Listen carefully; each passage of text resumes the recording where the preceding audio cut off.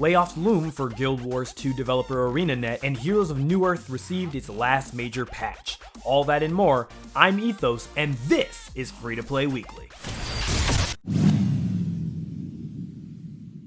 First off in the news this week, Breach is still in paid early access, but QC Games really wants you to play it now. Earlier this week, the cheapest price for early access was pushed down to just $10, and now you can get it for absolutely free for the duration of its early access period. There are only two catches to this, however.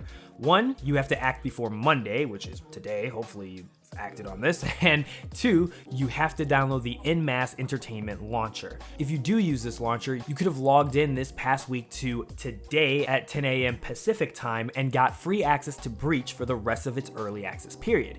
In effect, the game is in fact in open beta if you use the EME launcher, which might not be a big deal if you're already playing Terra, Critica Online, or Closers.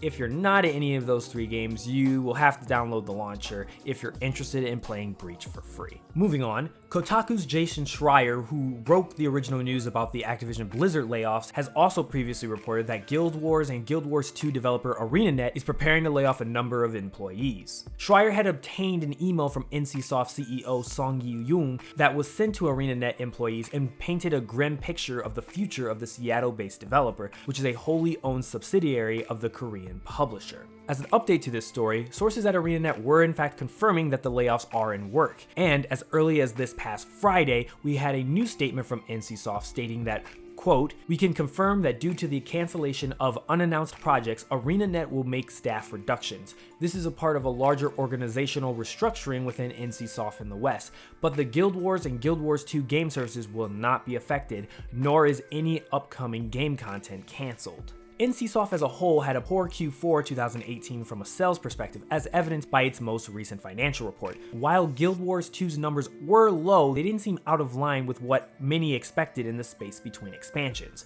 The game has had worse, longer stretches before, and it wouldn't seem like now would be the time to push the panic button. It is possible that forecasts for the game's future revenue, possibly fueled by the choice to not release an expansion this year, might have had some effect on the decisions being made by NCSoft. Of course, as always, we'll update you on this story as more information becomes known. Based off the popular anime, the free-to-play RWBY deck building game is now live, developed by 80 Arcade and published by the same minds behind the anime Rooster Teeth. You can play as one of the show's leading characters, RWBY, Weiss, Blake, Yang, and an additional amount of the cast, and upgrade your deck by not buying deck packs, but by buying cards from a shared pool. There are also few options as to what you can do with those decks once you've built them. In addition to the usual PvP choices, RWBY offers an extensive PvE experience, including the ability to team up with friends in raid battles. Relic Adventures are another option, offering the players a chance to defeat a powerful boss to earn a relic frame for your cards. You can check out the RWBY deck building game on Steam right now. Patrick Sutherland's game company, Embark Studios, is bringing on some bodies as it works on its first game, which will be a, quote, "a cooperative free-to-play action game set in a distant future." The former EA executive talked about how his company is expanding up to 50 people while also moving into its own building in Stockholm, Sweden. The game will be primarily built using the Unreal Engine along with additional technologies created by Embark, with dynamic lighting and weather. The visuals the team has created so far certainly seem very impressive. As we previously stated, a cooperative free-to-play action game set in a distant future sounds like your typical looter shooter, but it's the second part about a quote that Sutherland offered about his summary of what the game could be about that intrigued us and might help it stand out from the Destinies and the Anthems of the world. Saying everyone is able to create makes it sound like that there could also include some kind of user-created content a la Landmark. How do you incorporate that into a game that's all about leveling and accumulating the best loot and the biggest numbers without utterly destroying balance would be a primary question I think we'd all have. Whatever it is that Embark Studios is working on, we might not have to wait long to find out. Sutherland did say that he'll share more about the project in the coming months, and perhaps even a game reveal in time if all goes well. It's a crowded field with a new top tier release making it even more crowded every day, so his team definitely has its work cut out for itself. And it seems like the flame may soon be running out for Heroes of Newerth. The developer S2 Games announced this past week that the game will be receiving its final patch that contains major content and major changes on February 26th, and all future patches will generally consist of a small amount of balance changes and/or bug fixes if they are deemed necessary. In other words, Heroes of Newerth has gone into maintenance mode.